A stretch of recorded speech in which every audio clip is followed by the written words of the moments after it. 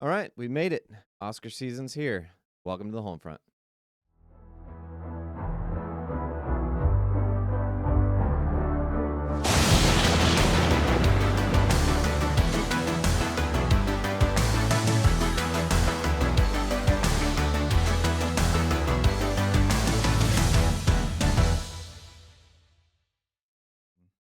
Let's Oil get it you up. one of these. Welcome to the HolmFront. Hi, I'm Tyler, your host, and to my right, as always, is Mitch, my overly artistic friend. Mitch, Hi. it's time. It is. We It's are time. finally here. Yeah, it's been a long ride. We should have made it longer to be able to get the rest of the movies in. We I didn't know. finish all of them. So Do you we're- feel a little bit bad about that? same, yeah. But we gave everything else a fair shake. So next year we'll definitely make sure to fit in the rest of whatever's going to be there. Hopefully, all good stuff. Just like this year. I won't give my hopes up too high. Okay, so let's jump into it. So Oscar picks, we're going to predict, Yes. or I should say you're going to predict. It really is just my It's just prediction. I'm the one who did all the research. Yeah, actually, who's like, do you do you want to explain why that is? You have a much, do you want to explain your fascination, or should we just save that till later and just be like, you know what, guys, I just made him do all the work for. no, I think that's a good way Okay. to start. Yeah, ahead. why am I so fascinated with the Why Oscars are and you? award shows in general? I feel like we're in an interview. I know. Yeah, Tell me, what led you down this path? This fact. Yeah, I don't know. I think what matters most to me is the archival process. So I really like being able to go back and figure out to have some measure of quality, because when we're talking about objectively subjective, and we talk a lot on the show about how art is subjective, but within that there are certain things that are more dependable because they're following an objective standard of some kind, right? And so the Oscars is kind of like that. It is ultimately just a recommendation list. But when I was in college, I originally transferred as a film student. I was going to be a film major, and I just didn't feel good about it. On day one, I was like, this just isn't right. And literally the next day, I just went into the office and changed my major and became an English major. I said, if I want to be in movies, quit. I'll just write a script. Yeah, I just knew. I mean, I called some family members and talked with them a little bit first, but I was like, yeah, I don't feel right here. The people, it just feels wrong. But I still love movies, and so what I did to compensate is I would rent movies from the library and I would watch them while I wrote my essays, and I would kind of take a little break, watch a little movie, go back, write some more essay. And how I chose which movies to watch, I just went to the Oscars and said, well, they're like the authority on the subject, right? And by doing that, I found a lot of stinkers, but I also found my favorite movie ever. So, and I found a lot of my favorite movies actually. So I think I was like, on some level, this process does work. It's not like it always works, but it is nice when you can find those gems come out. And then from there, I don't know, it became like a total bizarre fixation. We'll call it obsession. So would you That's fair. would you say the stinkers then are the exception and not the rule? That's a great question. So I have seen about almost exactly 50% of the Best Picture winners. Okay. And of those, it's like there's a couple that are really good and a couple that are really bad. And everything else is just kind of in the middle. Got it. And they're like, I can generally see its quality, but it's just like, doesn't do a whole lot for me.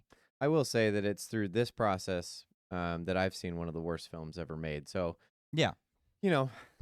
Well, and it's good to know that one too. It is great to know. I'm so glad for different I had reasons that experience. Okay, so then let's get into our predictions, or your predictions. Yeah. And then, so we'll do predictions, and then we're going to go through a couple of snubs. Yeah, so how this process will work is I'm just going to do a brief predictions for all of the below the line categories that a lot of people don't really care about. I might say a word or two, and you feel free to jump in if you have something to say about them. I'll read the nominees. I'll say what I think is going to win. In a lot of cases, I'm kind of with the norm, but there are a few deviations, because if you don't deviate at all, then your list is boring and not spicy, and that's not how you Usually every Oscar season, there's at least a couple of spicy choices that come out. It's like, oh, nobody really saw that one, or we were uncertain about it. So that's always fun.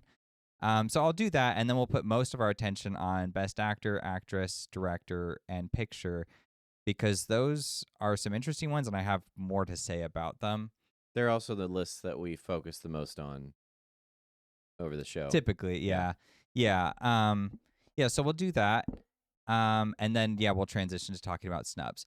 One other thing before we begin, though, is I think it's relevant to understand how the process works. So if you're not familiar, the short version is that the Academy is broken up into branches, and depending on which branch you belong to, that's who you vote for.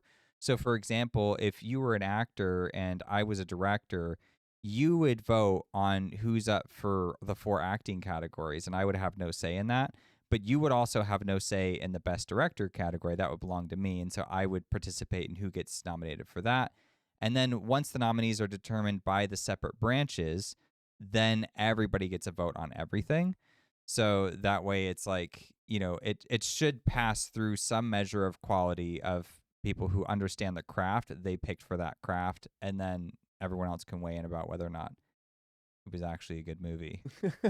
I also heard, interestingly, this year that voter turnout for the nominations was very, very low.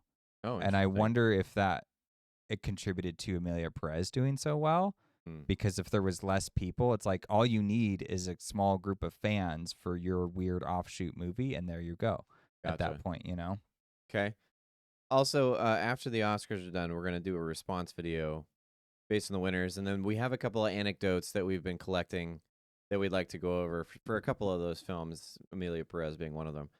But, and The Substance and some other ones. So stay tuned for that. Yeah. All right, so let's jump into predictions. Okay. Where are we starting?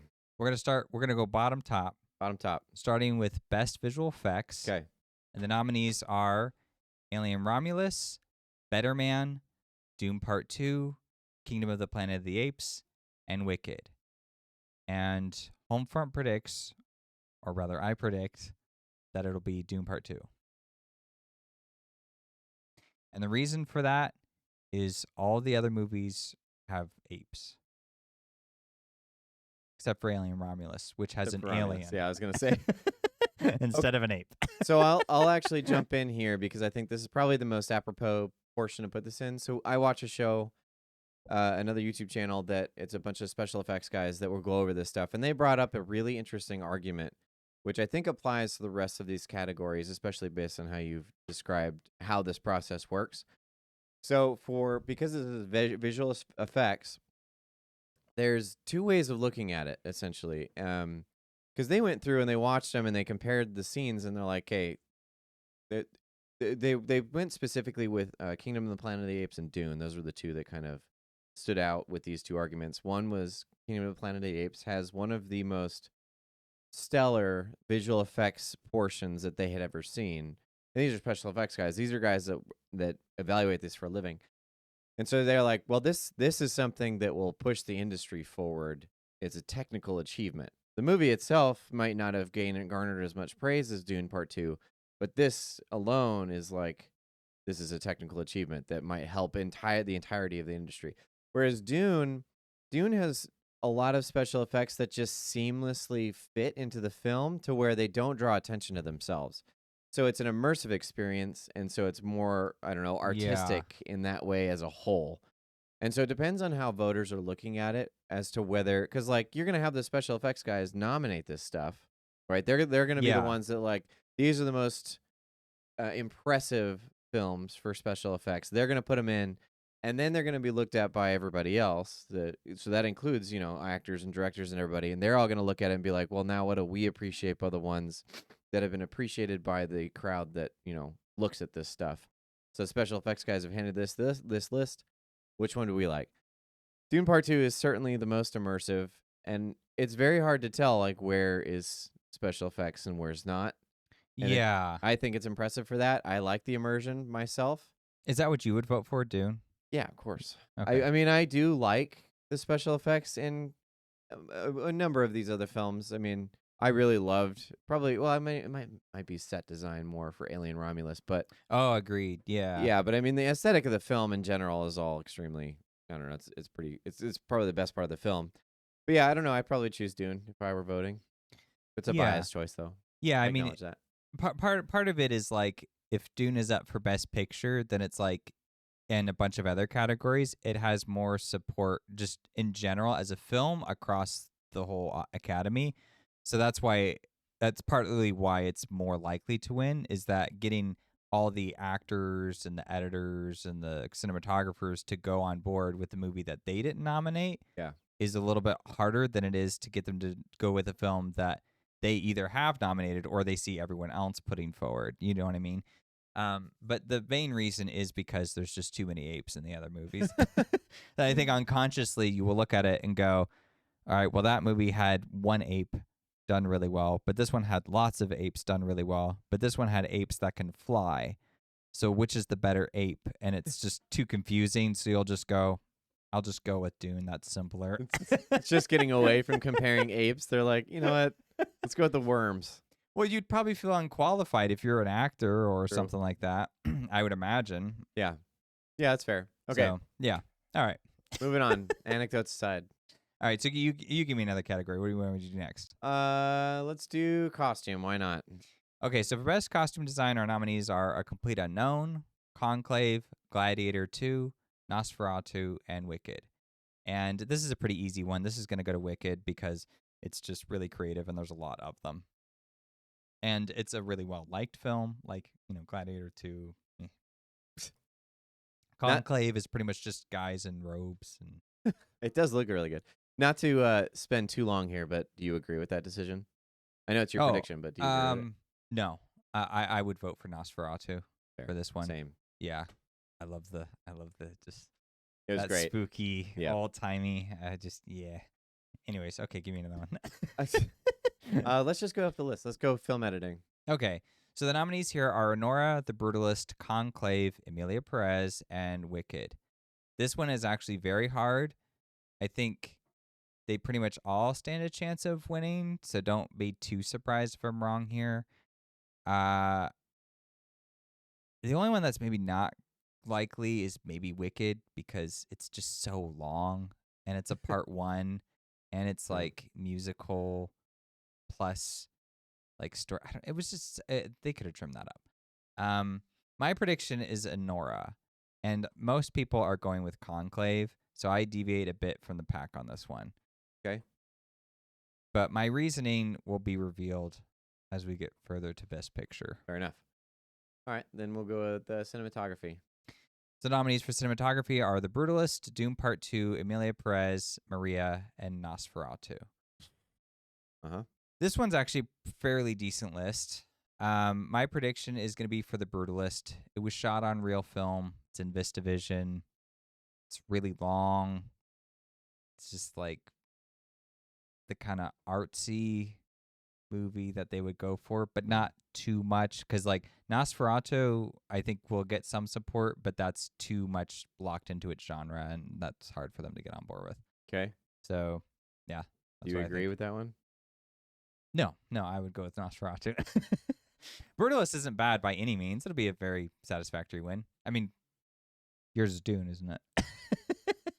That one is tough. I mean, Dune looks great, but Nosferatu is definitely like one of its strong suits is certainly in the cinematography. So it is a big reason to watch that film. So yeah, that makes sense. But Dune's cinematography is also just expert. I don't know. That's a tough one. Whatever. All right, makeup and hairstyling. This is not my realm. Yeah, I know. So that's why I'm trying to more or less speed us through it. Speeding through. So, okay, best makeup and hair. We have A Different Man, Emilia Perez, Nosferatu, The Substance, and Wicked. This one is, we're fairly certain it's going to go to The Substance, and I'm in that camp as well. It's like the whole bodysuit they had to build for like the monster thing that shows up later, and all the her body like starts to decay, and they had to make it look that way. And it did look like she was decaying, which was really gross. It was nasty. Yeah, so they went extensive with that one. I don't know which one I would pick on this. It'd be between Nosferatu. I mean, Because you saw Different Man. I didn't see that one. I Did you did. feel like Different Man was better than Substance? I wouldn't say better. It's a lot less. It's just it's Okay. just the mask on Sebastian Stan, Okay. and it's convincing. Don't get me wrong. And he does like a couple of treatments where the mask just becomes less and less, and then it evolves to Sebastian Stan. Sorry, Sebastian. Um, but I mean, for what they have, it. But again, like when you're looking at something like The Substance, where they have multiple versions of different, stages that she's going through, and they have Yeah. multiple different like bodysuits and stuff. That's tough. I'd probably say Substance at that point. I mean, Nosferatu is a close second, I think, because it Yeah. had some pretty interesting makeup. But yeah, I don't know. Yeah, tricky category. All right, best sound. Okay, sound. A Complete Unknown, Doom Part 2, Emilia Perez, Wicked, and The Wild Robot. So my prediction, as are most Wild people, Robot. we're going yeah, sure. That one's just lucky to be there. Most predictions is Doom Part 2, and I'm in that camp, and this is for the same reason as visual effects, except instead of too many apes, it's too many musicals. Oh, interesting. Okay. Because Emilia Perez and Wicked are both musicals, and Complete Unknown is not a musical, but it has many scenes where they are performing music. Kind of feel like of those three, Complete Unknown is like your runner-up option. It could maybe sneak in there, but it's just gonna be so much simpler to just give it to Dune, especially because the thing is the Dune people, the Dune camp, they're not gonna budge. If Dune is nominated, that's what they're voting for. You pretty much universally. True. So it's just a matter of where everybody else is going to go. So it's going to come in with a lot of support, and it's plurality voting. So the most votes wins. So if they scatter and like, oh, I'm going to go over here for Wicked, and then, oh, but you went Emilia Perez. If only we could have talked about this and gone for the same movie, we could have beaten Dune. That's the scenario. Why would you want to happening. beat Dune? You can't beat. I don't think they care enough. No. So fair. they will just let Dune win. All right, production design. Okay, production design. So the nominees are The Brutalist, Conclave, Doom Part 2, Nosferatu, and Wicked. This is actually my favorite category this year. I think all the nominees deserve to be there.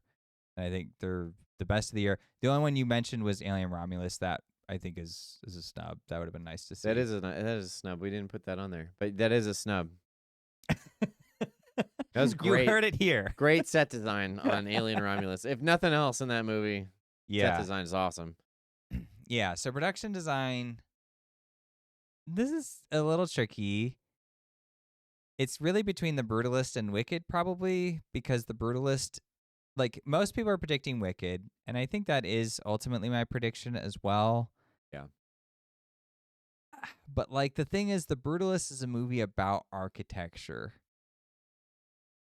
So, like, the production design is architecture, so you'd think that would...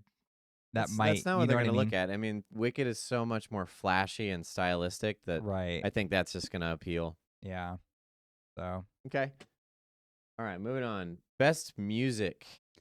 Okay, best original score. We have The Brutalist, Conclave, Emilia Perez, Wicked, and The Wild Robot. So this is my most hated category this year. Wild Robot. Yeah, who's, again, lucky to be there. Because I predict that The Brutalist will win this one, and that'll be a more or less satisfactory win. I actually was listening to the music on the way up, and one thing that the score does really well is it has, that really harsh, bombastic music, like the horns and the intensity of it, but then it has these tranquil piano themes, and it made me think, part of this movie is about this artist who's trying to make something that's like so hard and rigid and permanent. So it's like you have the bombastic nature of a building, but like the actual soulful part of constructing art is more like that piano resonance. So I just feel like, and every time I go back to that score, I have come up with like a different reason that's like that to explain how well it suits the film. It's really a perfect accompaniment.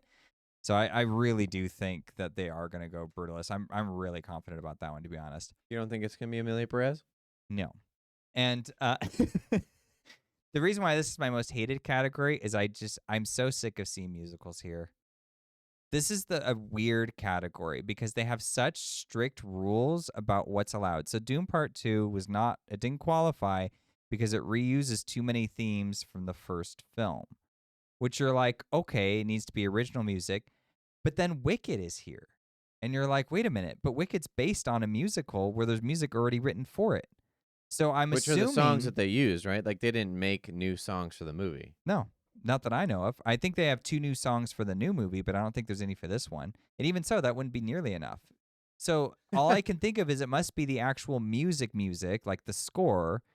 And But if that's for the that, it's case- fine, but it's not. It's so short. It's like 25 minutes Of Wicked, you mean? of just the composer's score, the John Powell score, as opposed to... I didn't know it was John Powell.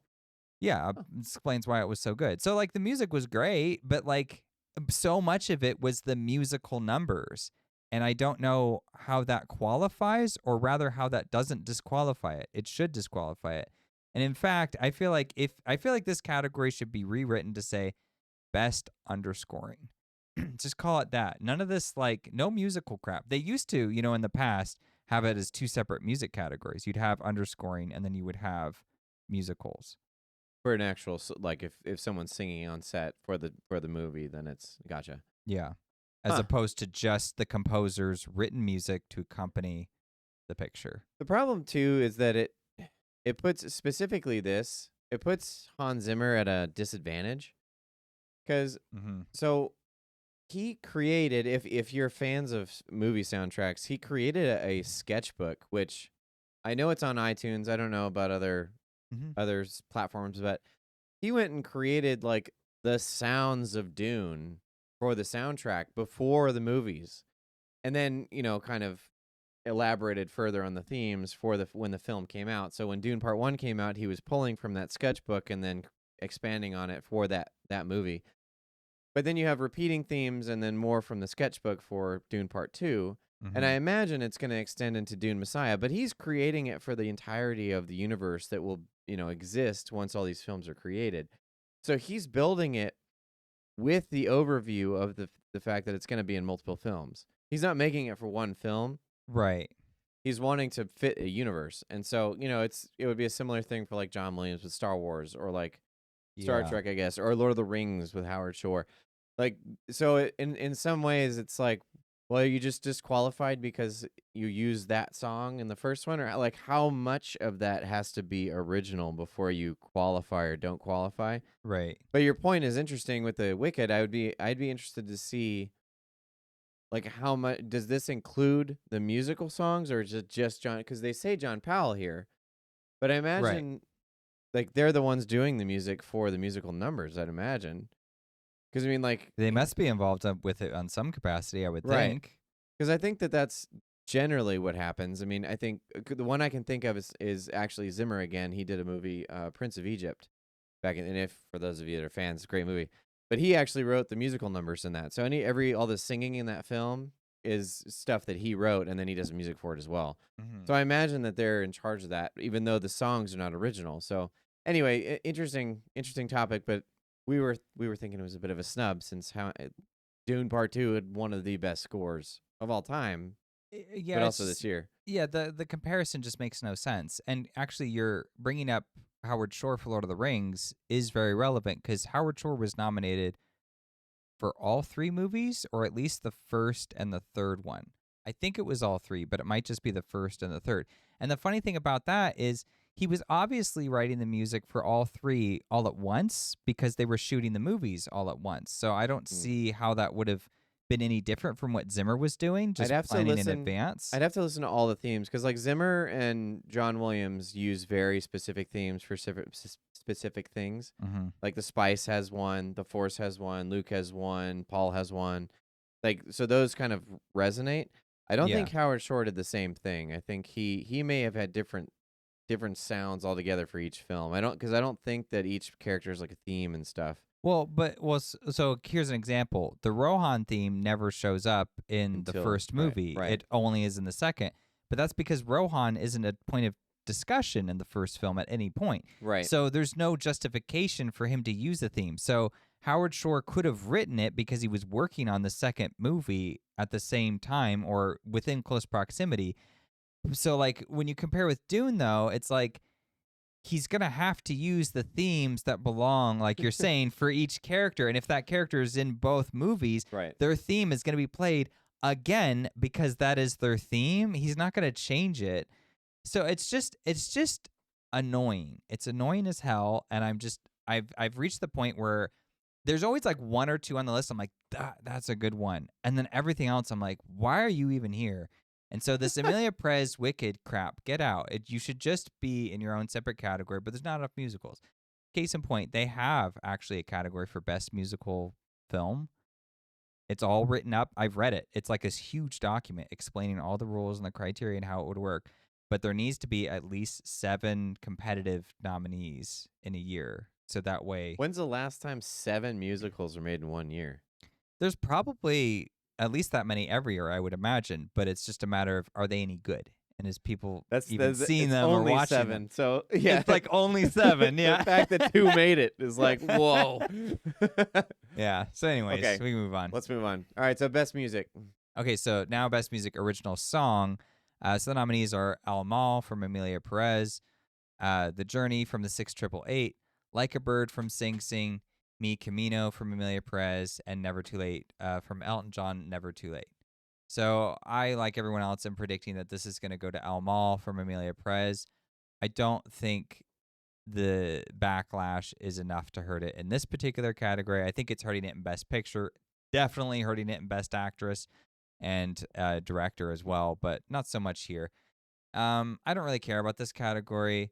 The only other thing I will say, though, is that The Journey from the 6888, that's by Diane Warren. And apparently this is like her 16th or something nomination back to back. Wow. She's been nominated every single year for like over a decade now, and she keeps losing. Just give it to her at that point. It's like a Leonardo DiCaprio over here. Yeah, so some people are thinking, well, maybe she can win It's her this time just because. Yeah. It's like not only to reward her, but also to spite Emilia Perez. Like, let's despite perhaps 2 for 1 this year, guys. Go for it. I think it'll go to Al Mal, though, because Zoe Saldana is leading that song. So I think it'll accompany her in some ways. I think she's kind of pushing it forward without really doing anything, just because it's her song that she performs. It's not worth it, but okay, sure. Yeah. Anyways, animated live action shorts, documentary. I don't care about any of those, so I'm not going to predict them. The one I will predict is Best International Feature. And that I do think, because the nominees are Emilia Perez, Flo, The Girl with the Needle, I'm Still Here, and The Seed of the Sacred Fig. So it's either really between Emilia Perez or I'm Still Here. I'm going with I'm Still Here. I'm going to bet that not necessarily the backlash, but just that like, if you have any blemish whatsoever, it's enough to take you down in this case, because I'm Still Here has such a strong run right now. Everybody loves it. Like critics and audiences, it's 97 for both on Rotten Tomatoes. So everybody adores this movie. Yeah, that's my prediction. Okay. Moving on. Okay, best writing. Here's a fun one. Okay, so best writing, original screenplay and adapted screenplay. I have spicy picks for both of these.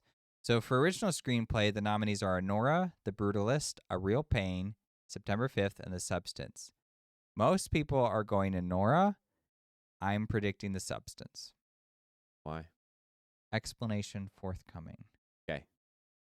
Now, for Best Writing Adapted Screenplay, our nominees are A Complete Unknown, Conclave, Emilia Perez, Nickel Boys, and Sing Sing. Everyone predicts pretty much Conclave will win. My pick is Nickel Boys. You can have your explanation now if you'd like. Go for it. Okay. I wasn't sure if I should ask. Okay. Like, do I ask this? Okay, so I think Conclave is, I could be totally wrong about this, but I feel like it's such a milquetoast movie that doesn't really like hit you. So the enthusiasm to vote for it is just like, eh. Whereas Nickel Boys, you're looking at it going, it missed out on best director. It missed out on best cinematography. We were all hoping for that. That's what a lot of Oscar voters are saying. So they are going to want to give it something. They only have like one option because they're not going to give it best picture. There's no way. So it's like, there you go. Isn't that the common sentiment, is that this is like a new standard of how to adapt a book into a film? I've heard that, yes, Okay. is that it's like a revolutionary way to adapt a book. A lot of people are saying because it's like shot almost entirely or completely from first person point of view, which you might Wow. find gimmicky, but everybody seems to enjoy it so far. So I think they will look at that, and it's the same person they would give the Oscar to as the director. So like when people are talking about, oh, it should have gone up for director, a lot of the default answer might be, well, he's still getting the Oscar. Yeah, maybe it's for the adaptation, but I mean, in some ways, he writes the script and then directs it, and writing the script is half of what he's done. So we'll just give him the trophy for that. So that's what I think. Maybe I just don't like Conclave, and I've not seen Nickel Boys, so I can't really speak to its merits. But yeah, maybe Conclave will win, but what a dry, uninspired choice. Yeah. We're going to have further thoughts on that one too, by the way. All Do, right. do you have any of these you want to comment on, like what you would pick?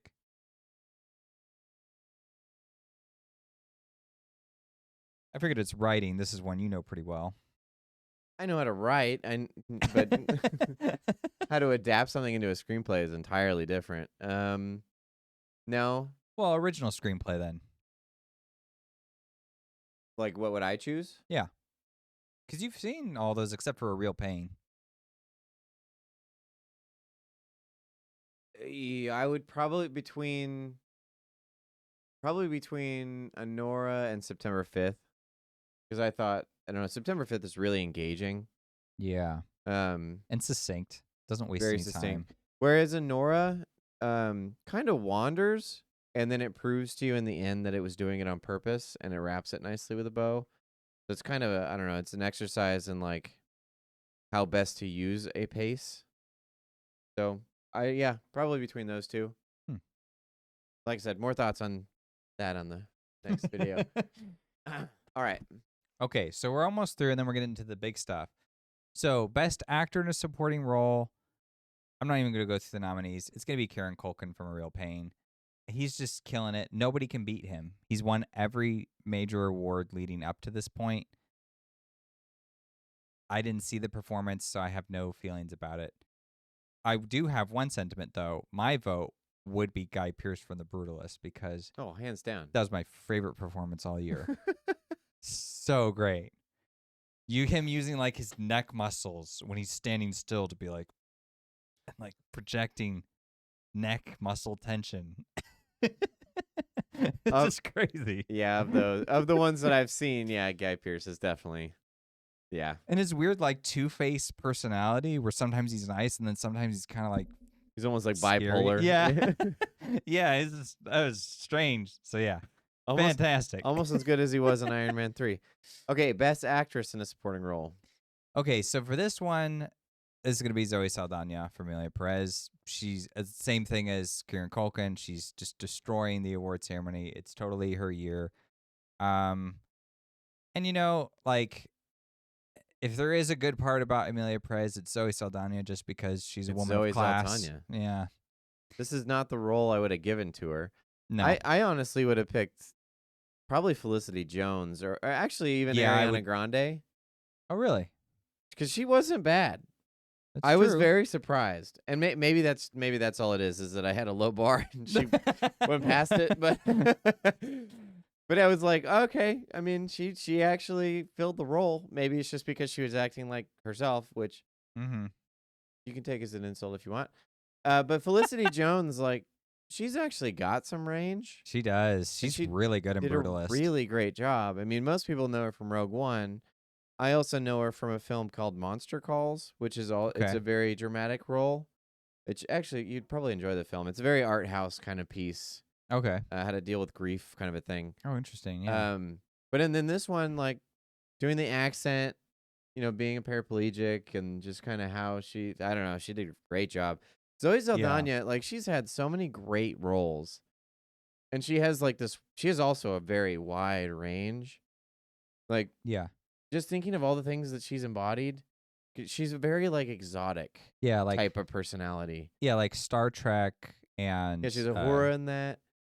Guardians of the Galaxy and Avatar. Her Avatar stuff is great, especially Way of Water. She Yep. plays like the evolution of Neytiri into like a mom. And also in the first movie, she's our window into that universe. Yep. So she's this like She weird kind looking of blue carries person. most of the actual weight of that film. Yeah. Yep. I feel like a lot is on her shoulders there, and it's kind of a shame she wasn't nominated then.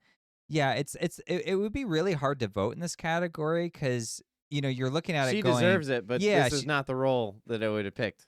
right. Even though she does everything she can with what she's given, it's what she's given is like this contradictory mess that makes no sense. So yeah, I think I would be with you with Felicity Jones. Monica Barbaro for A Complete Unknown is another interesting choice though. I'm really surprised she got in. I didn't see that coming at all. I don't think anyone saw it because she's not a well-known actress. So they just must have really loved A Complete Unknown. Or there was a small group of people who did, and there just wasn't a lot of voters. Could be that. I mean, I actually loved her performance. I thought because she had It was great. she had probably the most nuance besides Timothy Chalamet. Mm-hmm. Because she and I mean she was also singing in the movie, which is Oh, a she had talent to in do like itself, what he so- did, yeah, where she has to memorize the singer and right. then Well, she's replicate them, emulating yeah. someone specific too, so she Yeah. has to sound as much like her as possible. But and I think she did a great job. So Yeah. I see why. Yeah, it was a big year. Mm-hmm.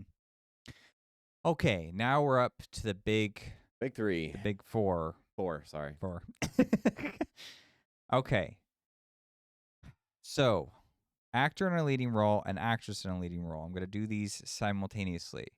So, for Best Actor, our nominees are Adrian Brody for The Brutalist, Timothy Chalamet for A Complete Unknown, Coleman Domingo for Sing Sing, Ralph Fiennes for Conclave, and Sebastian Stan for The Apprentice. So, this race is pretty clearly between Adrian Brody and Timothy Chalamet. The funny thing is it's almost like history is repeating itself no matter who they go with. Because in 2003, Chicago, a 13 Oscar-nominated musical, won Best Picture, and in that year, Adrian Brody became the youngest person to win Best Actor for his role in The Pianist. Now, we flash forward to the present day. If Adrian Brody wins again for The Brutalist, a The title movie that's very dramatic and totally in his wheelhouse, it's like history is repeated. But if Timothy Chalamet beats him for his biopic performance, then he will upstage him as the youngest actor to take this role, and history repeats itself again. Penis is also biopic, is it not? The Pianist? I don't know, actually, if that's a true story or not. That's a good question. Yeah, we'll have to look that up later. I haven't seen it in a long time. That would be another reason to repeat history, another Yeah. of the factors. But I am predicting Adrian Brody on this one because you got to draw the line somewhere. And there was a funny... I was doing some research, and apparently some of the Oscar voters are voting for Adrian Brody under the presumption that he has not won. Oh. They thought Ralph Fiennes had already won, and so they switched to Brody. And then said, oh, crap. Okay. Like, come on, man. At least check their Wikipedia page to see if Right. they've won really Simple quickly. Google search, guys. Just like, wait a minute, who has won? I feel like wouldn't you do that? I would go through and check Yeah. everyone and be like, well, let me just note. I just want to know who's already won before, just so I know in case it comes down to, the difference between a hair splitting, then it's, let me give it to somebody new.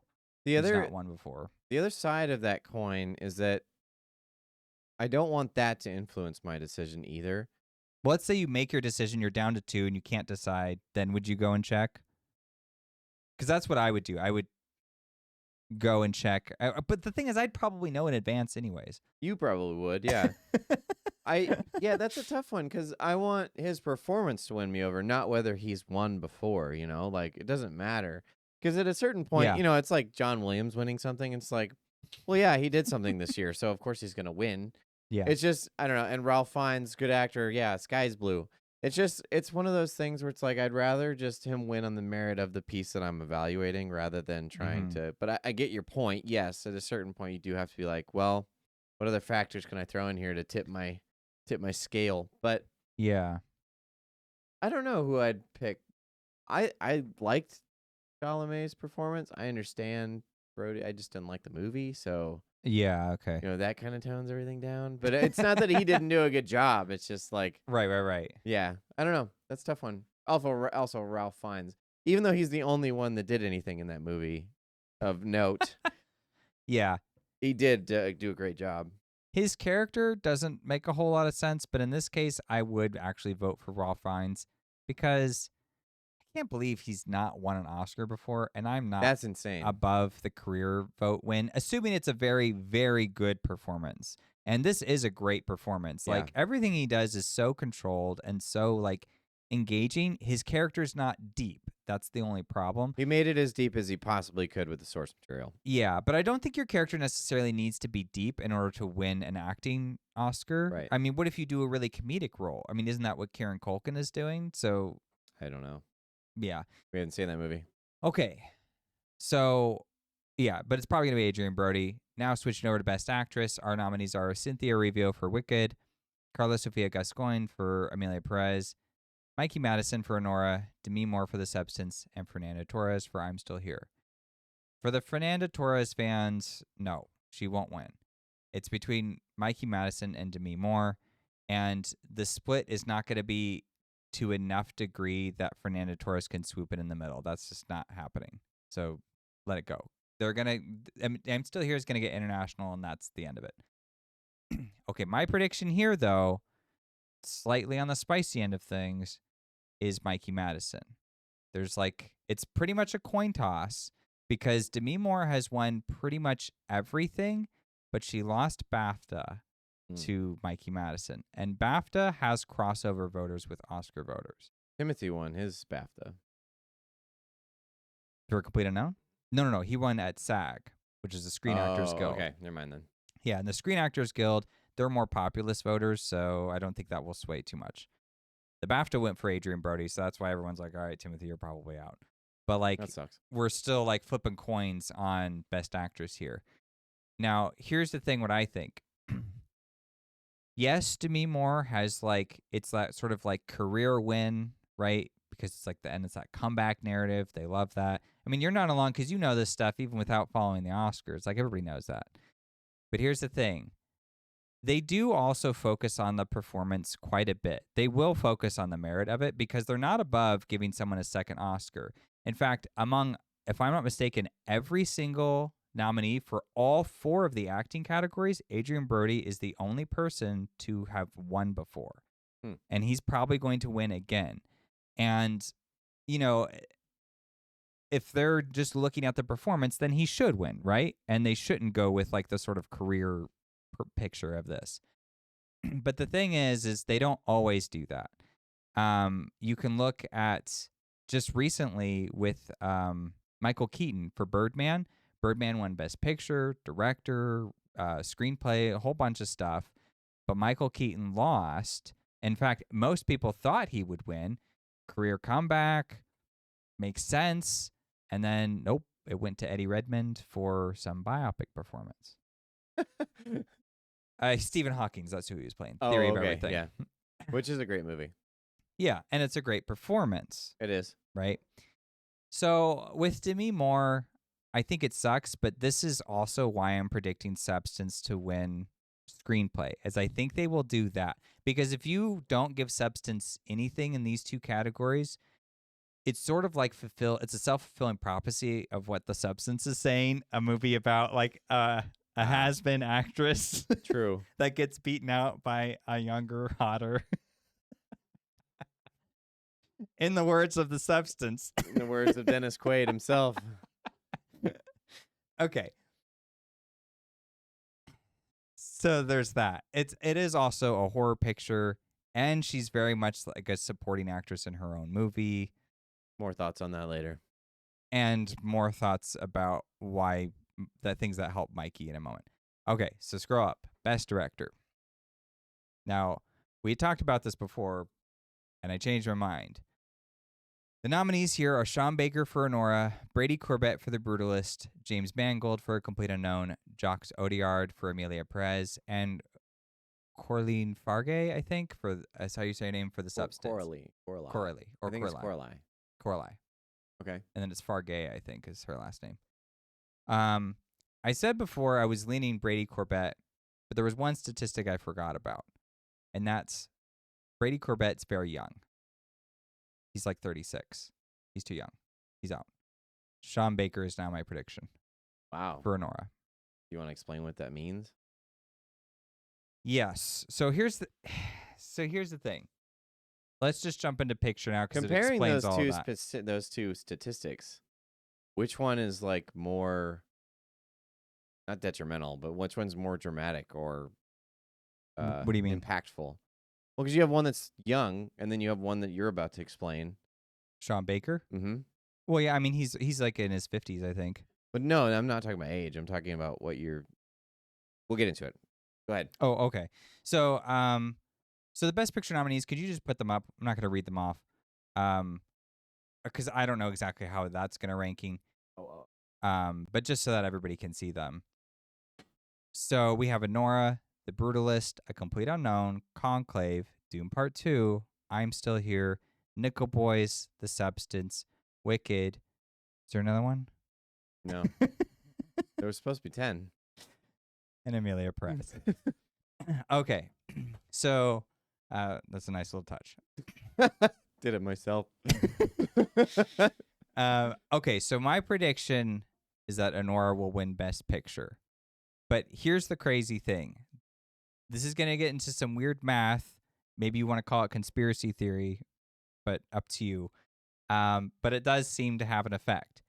So Anora is up for 6 Academy Awards, 5 of which are the essential ones. You need to obviously be nominated for Best Picture, but you need a Best Director nomination. You need at least 1 acting nomination. You need to be up for a screenplay, either one, and you need to be up for Best Editing. And when this announcement came out, I was like, okay, Amelia Perez has 13, so that stands a chance of winning. And I was like, Brutalist, that looks like right up their alley. That might win. And as I skimmed through the list, Anora caught my eye. I was like, oh, wow, Anora has exactly everything it needs. There's not a single misstep. Whereas like some of the other ones, like Complete Unknown, no Best Editing nomination. It's out. Not going to make it. And I don't know why that is. It's just a funny scenario that has happened for 90 of the winners. So it's hard to argue against, the pattern. So the thing with Anora, though, is that for all of its nominations, picture, director, writer, and editing, those are all the same person, Sean Baker. So what was stumping me is I was thinking to myself, well, it makes sense that it would take the majority of those, but let's say it wins like directing, writing, and editing, and then picture. It's like, so that means Sean Baker's walking away with 4 Oscars in one night? Are you crazy? There's only one person who's pulled that off, and that's Walt Disney, because he was responsible for producing like a bunch of animated stuff. So they won. There was 4 animated films, and he just took those. So it's not uncommon to win 2 or even 3 if your movie's winning Best Picture, but like 4, that's wild. One person, I mean, that's history. So yeah, that'd be a big night. Yeah. Can you imagine being on par with Walt Disney just for your achievement? Yeah. I mean, if you're gonna take an achievement, like this movie did pretty well, and for it being one man, that is impressive. Yeah, I'll give him that. Yeah, can you imagine him going to accept Best Picture, and he has 3 other Oscars in his arms, and he's like trying to add the other one to the He pile. goes to sit down, and they call him up again. He's like, dang it. And he's like dropping Oscars, and they're like rolling down the aisle. He's like, I can only take so much, guys. Please, please, please. So that is why I think Mikey Madison will win, so that for one, it's someone different winning for Even though it's still his movie. I gave you that opportunity. Bring that over here. Let me add to my collection, please. Otherwise, it's one man taking the whole ceremony by himself. Good for him. Which is like, yeah, I mean, I want to see that. I think that would be hilarious. That's fair. And so interesting. That what a and contrast. Walt Disney, right, for whatever film that was, at a very different time, and then Mhm. Anora, which is Just, like, compared to Cinderella, by the comedy. way. So I mean, it's like poetry, so that they rhyme. Oh gosh. So for those of you that understand that reference, All right, you could put us back to the bit. okay. But yeah, so I just feel like they have to give Madison one because they're not going to be able to beat Culkin, and they all know that. They're like, there's no way we can get Yura to get for Best Supporting Actor. I mean, he's like last in that race, so he has no chance. At least he's nominated. That's pretty cool. He does need to be nominated, yeah, but I'm just saying, like, they know the wins have shifted not in his favor. He won't win. So if you've settled on that, like, I probably would vote for Madison. I mean, if She did a great job. If Denise Yeah. Moore's performance was more commanding, if it was like, let's say, a biopic and not like some offshoot horror movie that a lot of voters actually don't like, I'd be like, sure, I'll go with Demi Moore. And sucks for Madison, but she'll have her day at some point. Sure. But I'm not in love with Demi's performance, which, I mean, it's good. It's great, even. But I actually felt like Margaret Qualley, her co-star, should have been like there. Because it seemed like she had more that she did. And like, Yeah. I don't know, or at least equal. So it's just kind of like that's a shared Oscar at that point because they were supporting each other. Whereas like Anora is like, if you didn't have Mikey Madison, that's it. Yes. Like this movie's not coming. This movie's going to fall apart. And it's the same justification for Adrian Brody. That movie doesn't work without him. That's fair. Yeah, he did. It doesn't carry the work for entire you thing. anyways. But Yeah, it just didn't. I didn't like that movie. Not my thing. So what do you Okay. think of my math? Does that make sense to you? Oh yeah, definitely. Yep. There's a lot of technicality in there. It's jeez.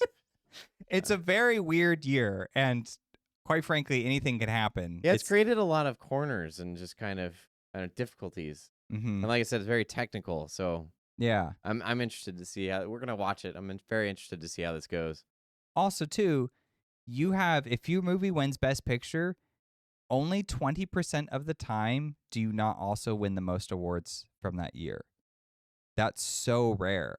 So it can happen, but just so like, if you predict Brady Corbet for The Brutalist, then that's 4 wins. Like with my list, you got 4 wins for Brutalist, 3 for Anora, and that's 2 if Madison doesn't win. So I'm just like, this math is not adding up. Like, it just doesn't. So like, when you predict, you got to go with like. I love how we're viewing this, like how you take tests on a Scantron. Yeah, It's like I got too many A options. Like I got to switch it up a little bit. When in reality, it's like, oh yeah, the teacher's just an idiot. You just put a bunch of A's right there. Yeah, they weren't thinking about But that. we're uncomfortable because we're like, oh no, this can't be right. The pattern. The pattern. We got too brutalist too many times. So we're gonna cross this out. Go back. Like, we're gonna put some the substance. We'll put you in there once in a while. What a weird system. Okay. Yeah. Well, Also, too, one more thing, and then we'll move on to our other segment. For the people bummed out about Dune, which you should be, for shame on the Oscars, that We should are be too. winning. But if it's any consolation, going back to 2003 once more with me.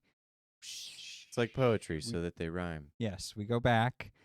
That same year that Chicago won and Adrian Brody won and all the parallels, there was another highly acclaimed genre film of its second entry that was nominated, the same number of awards and almost the exact same ones too. Lord of the Rings, The Two Towers. Which is a sequel to a fantasy movie based on a book that is one of the most remembered films from that year. And one of the most acclaimed novels in the fantasy genre. This is the most acclaimed novel in the sci-fi genre. And we do know that Denis Villeneuve is making a third Dune picture. He's been saying that for a while. We all knew that there was going to be Return of the King the following year. By the way, check on Return of the King's performance of the Oscars, because man. Oh, yeah. 11 out of 11. Yeah. It's unheard of. Swept. It didn't lose anything. And that's... And it shouldn't have, by the way. Right. So Messiah very likely to come in and just be like, "Hey, remember all that Dune 2 snubbing I got? Mm-hmm. Yeah, I'll take that. I'll take that. I'll take that. I'll that. take all that." Well, yeah. So some people don't like that because they're like, well, Dune Part 2 was good enough to win Best Picture. I Agreed. totally agree with that sentiment. I get that, but I also feel like at least like that will become more important if Dune Messiah is like a flop or whatever. But I trust Denis as a filmmaker. Yeah. He must have some crazy cool interpretation of Dune Messiah and how he's going to conclude the story. So I feel like, and especially now that so many people at the Academy themselves are annoyed that like other members were going like off rails with like Amelia Perez nonsense and whatever. I just feel like it will come around and they will be like, all right, come on, you guys. Like, Right. because that happened with Oppenheimer just last year. It was like, here is Christopher Nolan making a biopic, a big blockbuster that everybody loved and was critically acclaimed. And it was a huge seller. It was like, look, if you're not going to award Christopher Nolan now, then you're never going to get a chance to. You just don't like him, is your point. And so everybody was just, we all predicted it. It was going to happen. And it did because they were like, look, he's been making great movies for a long time. Right. He's been snubbed over and over and over and over Finally, and over. like We're Oscar done. bait. Fine. Yeah. I'm going to put myself in there. He was like, I'll give you a movie that you guys will vote for. And they're like, yeah, I'll do that. They're like, oh, okay, yeah, he is good. All right, sure. See all of his other movies. Okay, I've been talking too much. Take it away. What do you want to do next? I think we should get into snubs. You don't want to trim down our best picture first? I Do you think wanna we do should snaps? end on that. Okay. Let's Okay. end on that. All right. Oh, I'm by the with you. way, so let's jump into that anecdote real quick so we can kind of see where we're going. So Yeah. all of these categories, if you've noticed, have 5 nominees. Apparently, at some point, you're going to have to give me the year because I don't remember, but they changed the best picture list from 5 to 10. Too many. Yeah. Way too many. And obviously, with the list that we have, too many. Too many options for crap. So we're at the end of the show, we're going to put in our picks. Whether or not they match, you'll see. But we're going to drop it down to 5. We're just going to chop out 5 and just be like, you know what? We're going back to 5 and match the rest of this because way more succinct that way. Yeah. So we're going to quality over quantity. We're actually going to trim the best picture list down to 4, and then we will add one of our choosing that we think should have been there. Agreed. Okay, so let's do some snubs. Okay, snubs first. All right. What do you got for me first? So, if you've been watching the channel, you'll know a couple of our favorite performances this year have been from well-established actors in, we'll call them different roles than they're used to, right? I mean, sure. So a lot of them horror. Yeah, which is great. Mhm. Dennis Quaid being one of them, and then you've got Guy Pearce for Brutalist. Mm-hmm. Both of whom just stellar performances, and they're up there. So No, Dennis Quaid didn't make it. He's on our snubs list. Oh, he is. That's unbelievable. I forgot. You did that on purpose. Dennis Quaid, the substance. Yeah, he should be there. Unbelievable. Unreal. Because he you made a point about this when we were talking about it, is that he sets up the premise of the film just expertly. Because if that scene didn't work properly, the opening scene where he's introduced, then the movie is not going to have as strong a premise to stand on. You won't know that it's supposed to be satire or whatever. You won't get it. And he's like, it's satire. And I got this. Screams it in your face. It just comes, literally. Yeah, so if nothing else, substance is worth watching just for Quaid's performances. Agreed. He is a Hollywood producer named Harvey that wants young, hot actresses. And if that doesn't give away the satire in its own, anyway, that was... Also, that's... all of what you performance. just said there is like... That's the kind of stuff that would make me lean substance on screenplay just because. Fair. Yep. I just can't resist. If you want more thoughts on substance, we did a video. But yeah, Dennis Quaid definitely snubbed from that category. Which Great. Supporting actor. Let's just stick in the substance then. The other one that we considered was Margot Qualley. What the heck? So this is a difficult one because, especially in the movie, it sets up the premise that Demi Moore and Margot Qualley are the same person. And they're supposed to switch between each other every 7 days. Margot Qualley definitely has more screen time, I think, throughout the film. But she arguably has a lot more nuance because she's trying to carry Demi Moore's persona and also this new persona that she's embodying and kind of merging the two. Mm-hmm. So she brings a lot to the stage, and she does a really good job with it. So, given that, I'm not really sure if she belongs in best actress or best supporting actress. Can't really tell you. That's real tough. Yeah. You can make arguments both ways. Either way, hardcore snub. She arguably was carrying a lot of that film. Demi Moore did a great job for sure, but Qualley was the one that was really like shouldering the load, as it were. Yeah, and you know what else about her that I think is interesting? I wonder if they didn't vote for her because Because of the has-been thing. well, because Sorry, Demi. it's like you're illuminating it too much. Right. Like, because now it's like she's competing with Demi Moore, especially if you The put her movie has best come to actress. life in the Oscars. Yeah, and so like if you vote for Margaret Qualley over Demi Moore, it's like you can't play out the film. At the same time, Which is another reason why the screenplay is great. Anyways, go ahead. Well, Demi Moore's had chances. I mean, she's been around forever. And it's not because, like, it's Demi freaking Moore. If we're ignoring the fact that she's still gorgeous, like, she is still. Yeah, who doesn't she's think great. she's super gorgeous? She's I don't super get gorgeous. that. A great actress. She brings a lot to the stage. So, I mean, whatever. I mean, I get what you're saying. Like, everyone's going to be like, ooh, I don't want to offend sensibles. But anyway. But also, too, I think they looked at her performance and, like, some of it is, like, literally her, like, standing around and just getting close-ups of, like, her butt and stuff.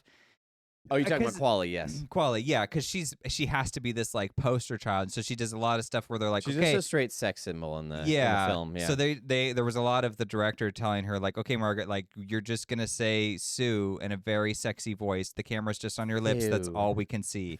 And so she's like, okay, I guess I have to just do that. That's what I got. But here's my defense for Margaret Qualley. When she was in that Monstro suit or whatever, apparently it took her a year for her skin to get back to like the same That's insane quality as she was used to.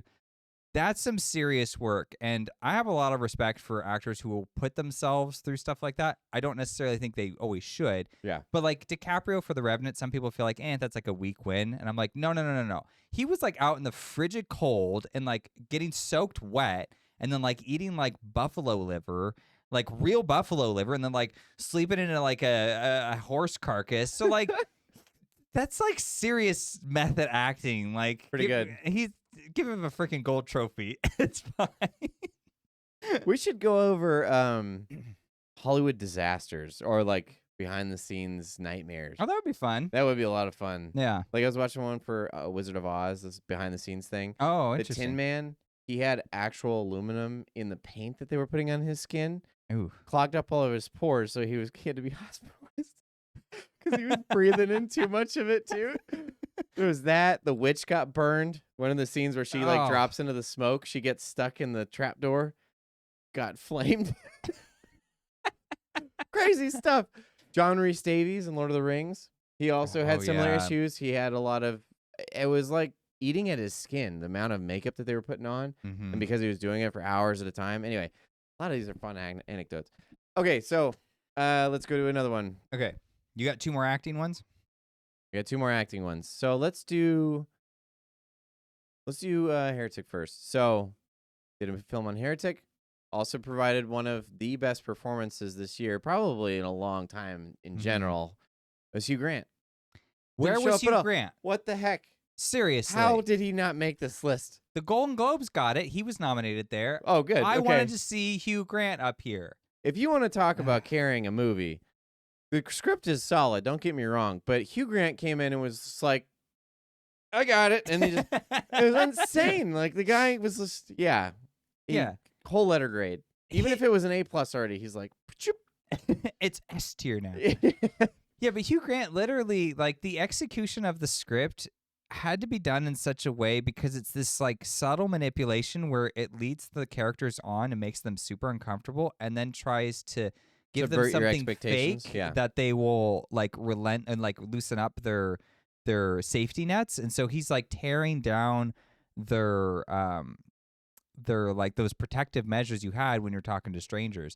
And the way he does it is just perfect. Yep. Like he just completely Perfect's a good word. Everything. Yep. So, that guy embodied that character. He just, hands down. Yeah, snub. The other one, which I think, this is probably my least favorite because this guy brought it home. For Alien Romulus, we're going with Best Supporting Actor for David Johnson. Yep. David Johnson played Andy the android. And, man, as good as Hugh Grant did in Heretic, this guy... This guy changed the whole movie. Whole movie was made because of this guy's performance. Yeah, he had so many of these, like it was just the right amount of, like, because he's kind of damaged a little bit, and so... Right. He would have like these little like jerky things, but it was just, or like a little tick, something would just be Yeah, off. so he had to but it was act so subtle, He had just to act so rare mechanical and careful. because he's an android, Right. but he has these ticks, so he has to make it look, believable. But then he has a moment where he has his directives switch.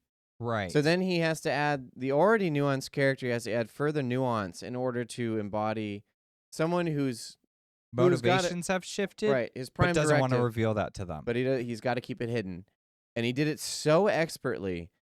And arguably he made the film. And not only was he contrasted with everyone else who was kind of bland in general, they were all just kind of paint by numbers characters. Yeah. So he had to stand out amongst that, but then taking over the movie, because like if they made a sequel and it starred him, hands down I'd watch that. Oh yeah, I'd be down. Absolutely down. But yeah, maybe they will. It'll be just like what's his name who plays Fassbender. Yeah, Michael Fassbender. Oh yeah, who is also fantastic in the Alien universe, but. Yeah, hardcore snub. Yeah, and I don't care about the genre stuff. Like whatever. Like it was a great performance, Yep. and it was really a difficult role to play. So whatever. It wasn't just like I'm playing a robot. It's like because the whole like that motivation shift, and then how he has to conceal it, and like how he will execute his lines to try to get them to be convinced. Yep. And how it's like it just merges so carefully with what you would anticipate from him, from what you know of him earlier in the film. Just perfect control. Yeah, it's a shame. I hope to see more stuff from him because he's really, really good. I agree. Yeah, definitely. Okay, so let's jump into director picture. I'll let you go through this one since. Okay. I would have liked to see Nosferatu up for best director and best picture. Duh. I get it's an art house movie, but here's the thing: it's also like a matter of historical record because it's like. It harkens back to that original film, which was released before there was even Oscars to begin with. So as a bit of like just beautiful artistic use of the craft of filmmaking, and like it being, an homage and a recapturing somewhat of like the idea of the Gothic, or at least to question that, in a very, very serious way. And just like that whole scope, I think is like worthwhile of a best picture nomination. But also just like, can you imagine like you're going through watching best picture nominees just throughout the years, you got all your biopics and your dramas and your epics, and then you come across this movie. Wouldn't that be like a refreshing, like, wow, like this movie, despite being a horror, has some real quality. Yeah. You know what I mean? Like this is just like expert craftsmanship. Like I love the position of the camera and like how he moves characters in and around. And everything was just so just like beautiful. Like it was just like, even when it got really dark and disgusting. As someone say, especially. Yeah. I will say the other thing, especially with the Oscars, considering it's an archive of film history, if you will. Wouldn't it be great to see this there? Because then not only would you be able to look back and see this film arrive here, but then you would notice that, oh, there's another one that's 102 years older than it. So it would kind of lead you down the path of, film history already. Exactly. Which I think would be cool. It would be. Yeah. Also, it deserved it. Like, yeah. I'm glad it's up there for cinematography, for sure. Yeah. And makeup, I guess. But yeah, cinematography, though, was sheesh. Yeah. And then the last one, which I think fits in all categories, Doom Part 2. Yeah, that should have been everywhere. Doom Part 2. Doom Part 2 should have swept. Because look, whatever Dune Messiah ends up being, and it's going to be great. Like, and Denis has consistently proven himself to where it's like you can just trust the guy. I mean, if you haven't followed his record, which I have, because I've been a fan since Sicario. I've not seen that one. Love this guy. I go as far back as Prisoners. Okay, and Prisoners is probably one of his weaker films. Agreed. When he really came to like when I needed to start paying attention was Arrival. And if you haven't seen Yeah. Arrival, highly, highly, highly recommend that movie. Is an incredible film. And then he really cemented himself with Blade Runner 2049. We should do an artist appreciation on Denis. Yeah, that would be fun. I'd like to see all of his pictures. Oh, yeah. Yeah, Blade Runner 2049, though, was when he was like, okay, if you guys liked my Arrival, here's what I can do with no boundaries. And boy, did he bring that home. So then when I was announced that he was doing Dune, I was like, man, this is going to be a fun, interesting ride. I wonder what he's going to do with this thing. And then he not only appealed to Dune fans, which already, you know, they've got a mass bit of media. I mean, they've got David Yates? Not Yates. David Lynch. Lynch. I always get it mixed up. They have the Lynch film from the 80s, which is great. And Oh, then they've got a bunch of it has certain bits that are CR. I love that you for don't the like it though. It was just Whew. irritating. It's a rough film. We have a review on the channel later. Yeah, so they've got that and a bunch of miniseries and stuff. But like, it's it's a difficult project because like I looked through a bunch of stuff and then I was like, you know what, I'm just gonna read it. So I read the book and I was like, converting this thing to a film has got to be a nightmare. This is ridiculous. Yeah. And Yeah, because you figure out whose perspective are you gonna follow? Do you do everybody's? Do you Right. mix and match? Do you include everyone's like internal thoughts? How do you address that? How do you convey the voice?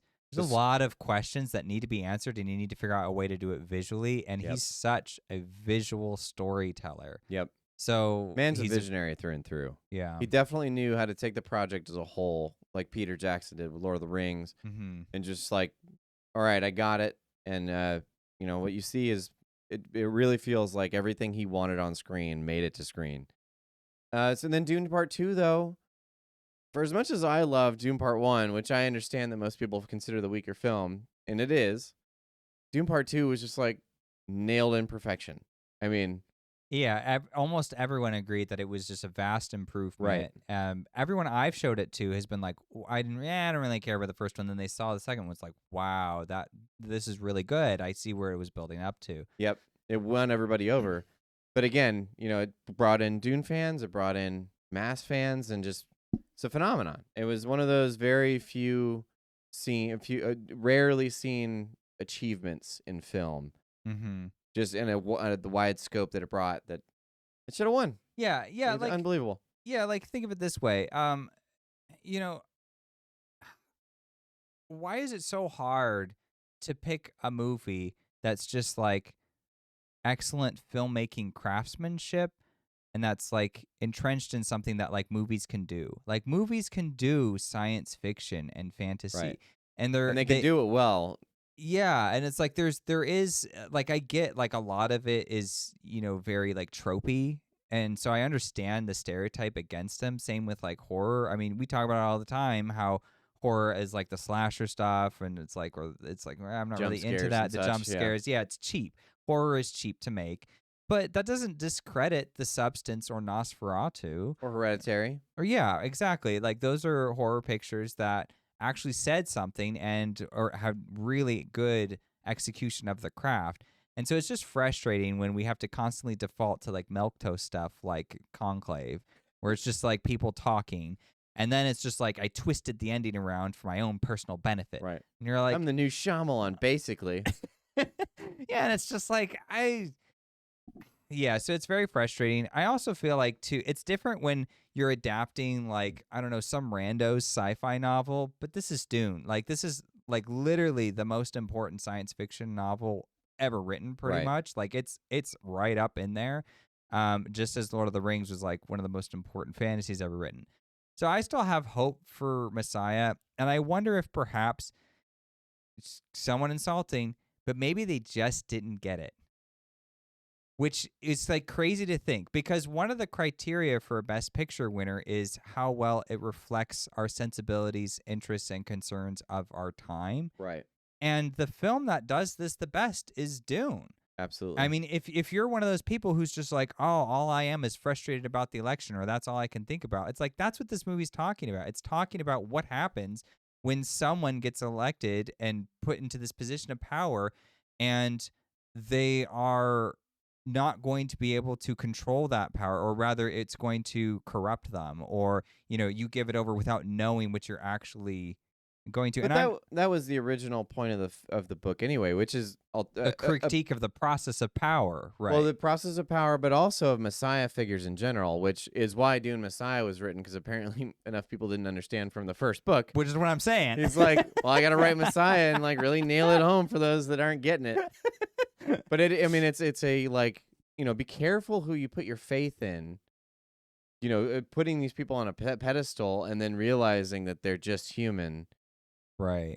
Paul is obviously like, he's not satire, but he's kind of the exaggerated version of that because he's capable of all this stuff, but they've still made him.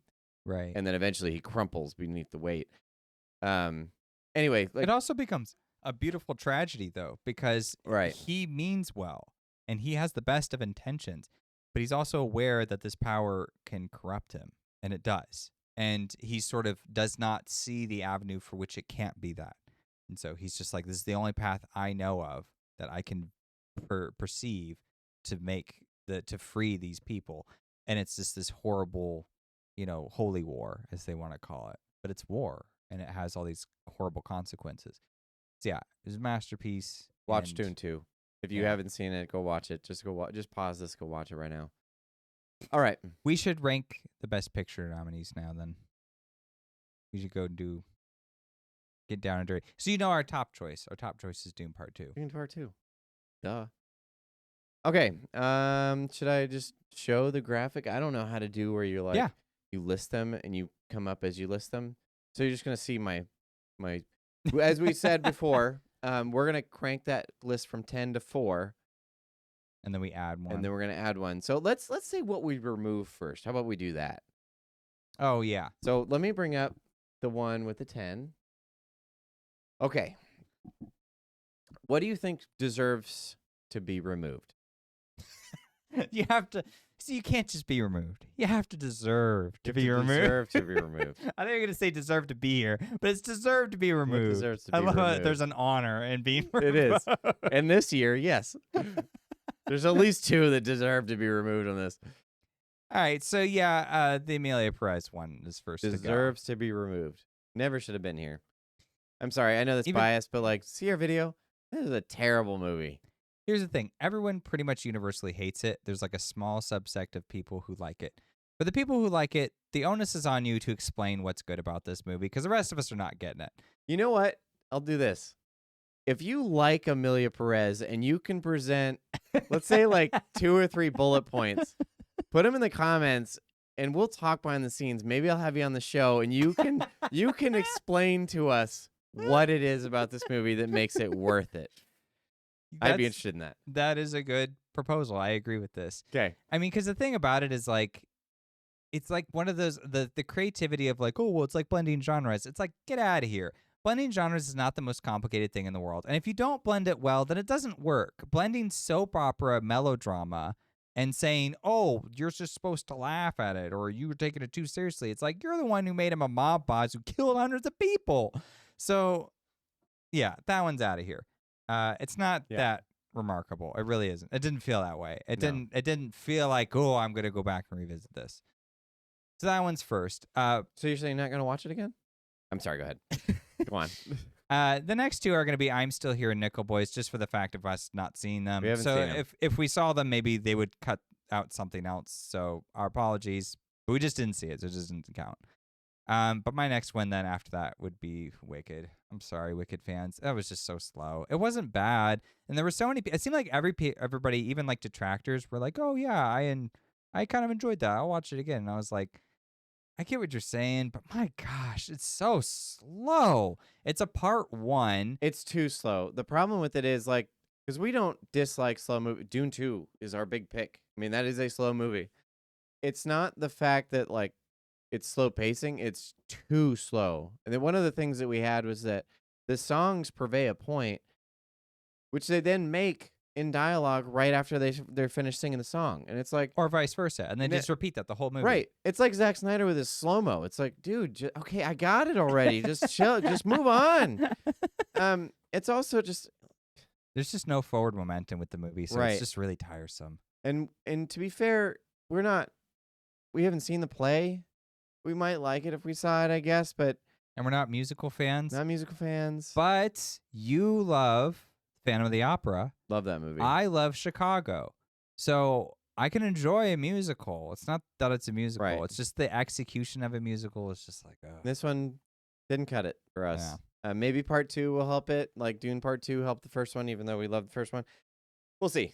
Wicked though didn't have enough oomph to get it onto this list, in my opinion. Like it wasn't impactful enough for me to be like, yeah, definitely Best Picture. Like it was like, yeah, it was okay. I'm glad I saw it once, and I'll probably never watch it again. yeah. What else do you want to take off? Conclave, hands down, Conclave.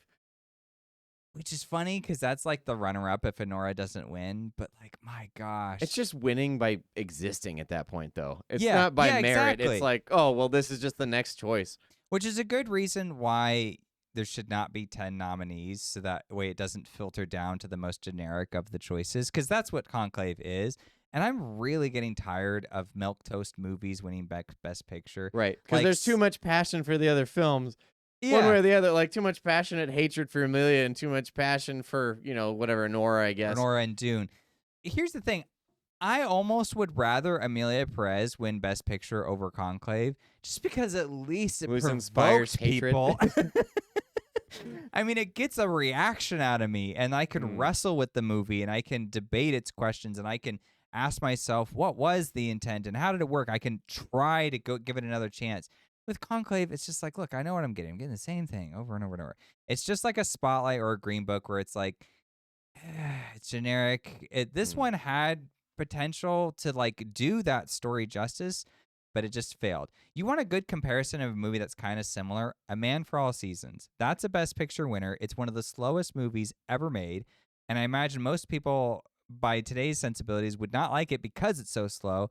But I love that movie. It's just people talking in rooms the whole time. But the difference is it's about a character who has a principle of a standard, and everyone wants him to break that. And he says, well, by law, you can't make me do that. It's illegal what you're doing. And I side with the law.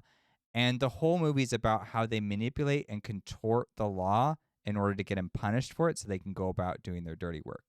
So it's like, see, it already sounds compelling because you're watching like how they manipulate the words to get at him, and how he will be very careful about what he says because he's like a lawyer. But like, yeah, so that's like a great movie. And then Conclave is this like wannabe of it, and then it just like shoves its main character aside and is like, who cares? And it's like, all right, so then what do I care about? You just have your awkward twist that has nothing to do with anything. Right. Just to be timely or whatever. Well, yeah, it just gets preachy in the end. It's a payoff that doesn't have anything to do with the setup of the entire film. It's like, oh, well, this is a different conclusion, and there's no logical way to get to this conclusion. It's just you've set it up a different way, and then you're like, well, you should. Why couldn't you? I made the turn. Why didn't you make the turn? It's like I didn't even know there was that turn here, and all of a sudden it's here, and I just have to be like, oh, well, I guess we're going this way now. It's just, yeah. Milk toasts and then preachy, like too much. It didn't have didn't present an argument in a compelling way. Like that sounds compelling because then you could be like, I can understand that they're trying to manipulate maybe you disagree with his principle or where he lands, but at least he's standing on principle. You can respect that. Exactly. And so it's like, well, I kind of got to root for the fact that at least he has principles, even though I disagree with where it's landing him. It's like, well, now there's other arguments you got to make. Like, do you change the law? Do you change the principle? Like, how do you argue this instead of manipulating him? Right. So, yeah, anyway. Good stuff. But this one... great stuff. Maybe we'll review that one. All right, and then the next one we're taking off is The Substance. Even though... Sorry, Substance. We do like The Substance. I mean, we gave it 2 extra Oscars, or home fronts. We'll call them that, yeah. Home trophies. Homies. Oh, don't do that. No. Yeah, so even though we really like The Substance, that ending, man, that ending hurts it so much. It does. I've had this concept, where we have the mini episodes on Saturdays, and like I don't want to just do trailers forever. I think they're fun, but at some point I want to do some of these like concepts you can scale back a little bit. Endings is one of them. two of these films, there's a couple of them on here actually, which Conclave is one of them for sure as well, because even though it's meandering or whatever, the ending is really could have made it if they did it right. It could Yeah. have really There solidified. was an effort there. Exactly. Anora is a big one. Yeah. Nora has the best ending probably on Anora this made list. the film. Like, Yeah. in the last 30 seconds. Yeah. Yep. It's crazy. And then you have Substance, which just does this weird, it just like for whatever reason, relished in all the tropey horror right? grotesqueness, and we all felt like, okay, I get it, but like, why? Right. I didn't need this. It was Right, 'cause you you had got so the much more point. class before this. Exactly. Yeah, Yeah. that's a good way to put it. And then it just delved into this schlock. I did more research too, and actually, a lot of people don't like the ending, and they're basically just forgiving the movie. Well, the HolmFront does not forgive that ending. Yeah, it's in there. Sorry, you left it in. So yeah, for you. So that just leaves Anora, The Brutalist, A Complete Unknown, and Doom Part 2 for Best Picture. I think we should add something. What do you want to add? You know, I think we're adding Nosferatu.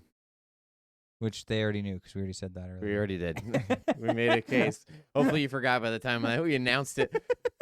Yeah, Nosferatu. Look, got my problems with Nosferatu, which you can go back and watch our video if you want. But by God, for what was out this year, like this thing clearly rose to the top of the list. Seriously. Like Robert Eggers, come on. Yeah. From a purely, it's like they talk all the time about how film is a visual medium and it's about visual storytelling.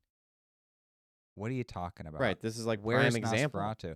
It translates a silent horror picture and then creates a sparse but effective script to like encapsulate that, give us something new to think about. Like the whole debate between like validity of ways to address the problem. Like some are like conspiracy, Right. some are science, some are cult or Also, Willem Dafoe's in it.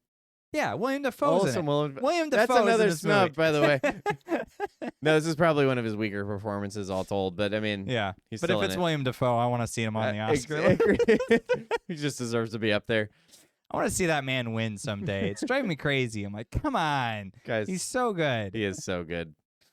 But yeah, Nosferatu. Yeah, Well, I think that's a nice list, though. it's a great list. That's the HolmFront picks for best picture. Best picture winners for 2024. I think let's do one quick thing before we close it out here. So, with all the categories at the Oscars, the voting is such a way that it's just plurality voting. Whatever has the most votes wins. You pick one, and that's it. But for Best Picture, it's different now. It changed when they expanded to include up to 10 nominees, and it's you have to rank them, 1 to 10. And how it works is, in order to win Best Picture, you need to get 50% of the votes plus 1 in order to qualify as at least, all right, you got at least half of the people to agree on you. So what happens is that first round, no film probably isn't going to get that. So what it'll do is it'll find whatever had the least amount of first choice votes on the list, and it'll drop that from the ballot, and then it'll reallocate those voters to their second choice. And then they start supporting that, and then they continue to drop until something meets that threshold. So it just filters through until something rises to the surface, essentially. Right. Gotcha. So okay. In effect, all the people who are voting for Doom Part 2 and are not going to win Best Picture, their second choice is very relevant, because when Doom Part 2 has to drop, they will recast their vote out into something else. So, if they like, if they like, let's say, Anora, then it kind of swings that way, which I imagine would be more appealing to them because it's a more like sensibly controlled storytelling method, as opposed to like Brutalist, which is very unconventional and unsatisfying, and Emilia Perez, which is just very wacky and annoying. Like, it seems like you would have a harder, you know what I mean? The style is a big gap. Right. Or probably Complete Unknown. They would probably like that one a lot too. Okay. So how would you rank these? I mean, I'd cut, but I'll keep it there for you. Yeah, we agreed we'd only remove one. So Dune Part 2 is obviously number 1. I would concede Nosferatu as number 2. Okay. Just because it has a wider range of achievement, even though I liked Complete Unknown better. So then Complete Unknown and then Nora. Okay. I don't necessarily, Yeah, and then Brutalist would be at the end. But Yeah. yeah, I mean, I could hear arguments for Nora just because it was so effective, especially with its ending and completing that narrative and completing it so emotionally impactfully. Mm-hmm. Yeah, but I mean, the most important thing is the Doom Part 2 is number 1. That's all that is. The rest or whatever. How would you rank these? Probably something pretty similar, except Brutalist is probably number 2, wouldn't it?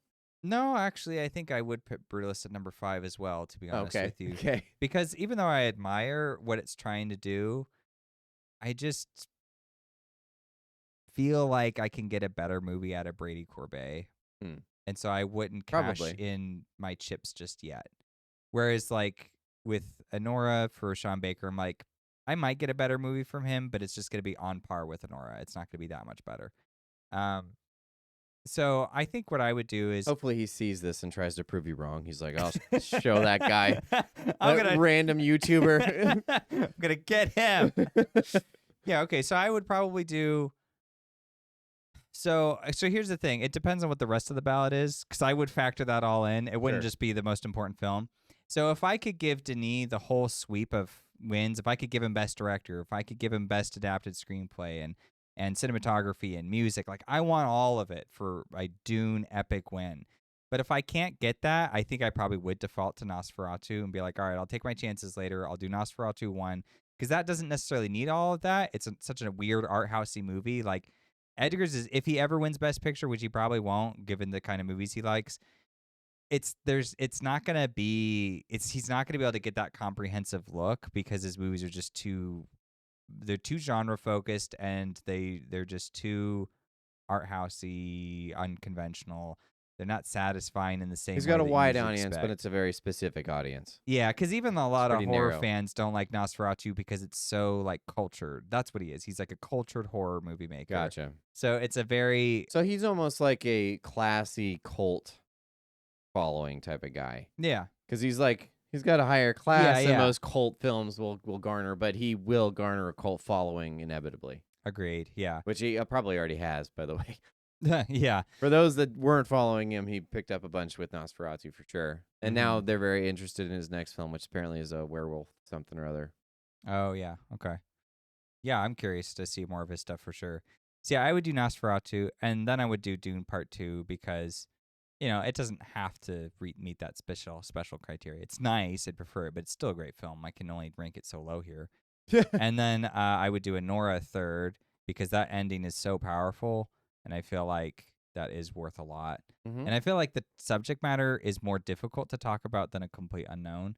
Not that A Complete Unknown is bad, but I just feel like talking about like a stripper and trying to get like the class relationship down, and then trying to get the commentary on gender dynamics down, and trying to do it in such a way that's funny and entertaining and not pretentious or Right. preachy. He did a really nice job of navigating all of that craziness that feels like craziness in the modern world.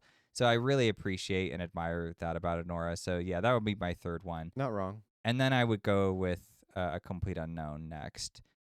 It's funny how conventional of a movie that is, and the people who like it seem to talk about how unconventional it is. So I'm not sure how much power is actually in that movie. So I think I would just want to be on the safe side and put it higher than Brutalist. Because Brutalist, I actually feel like I understand now for the most part.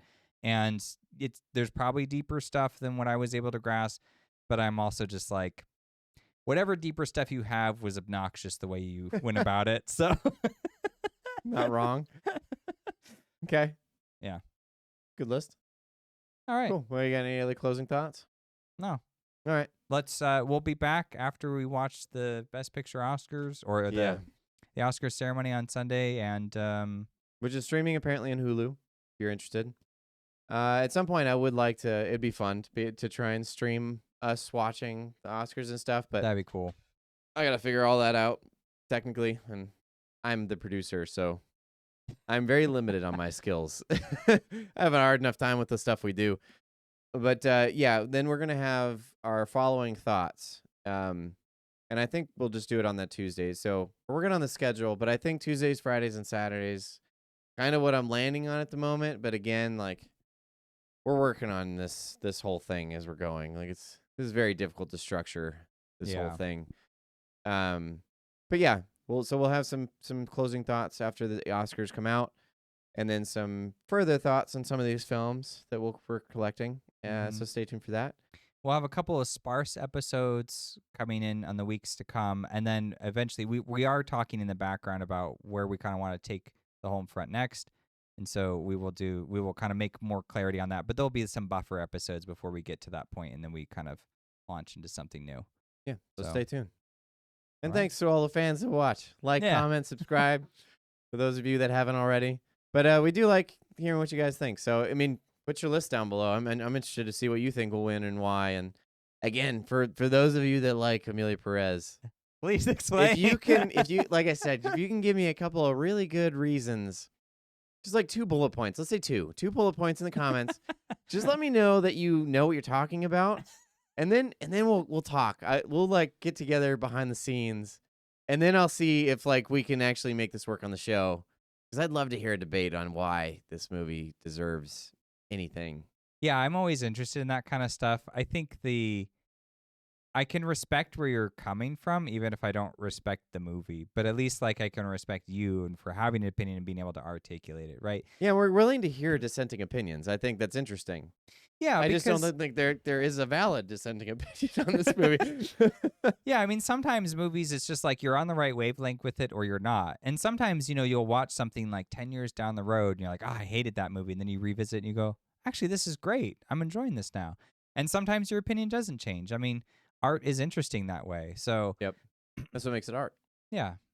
So, it's all in good fun except when Amelia Perez was horribly offensive. Except when we watched Amelia Perez. Thank you for watching.